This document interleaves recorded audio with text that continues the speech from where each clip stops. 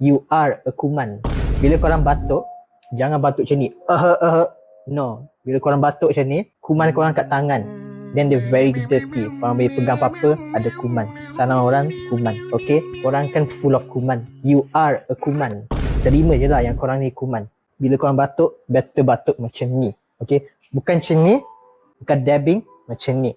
Sebab apa? Bila korang batuk, kuman korang kat sini, siapa nak salam dengan macam ni? What's up brother? Tak ada. Orang pelik-pelik macam tu. So ni very safe. Okay? I suka shake hand kat lengan, especially lengan you. Nak kena mute.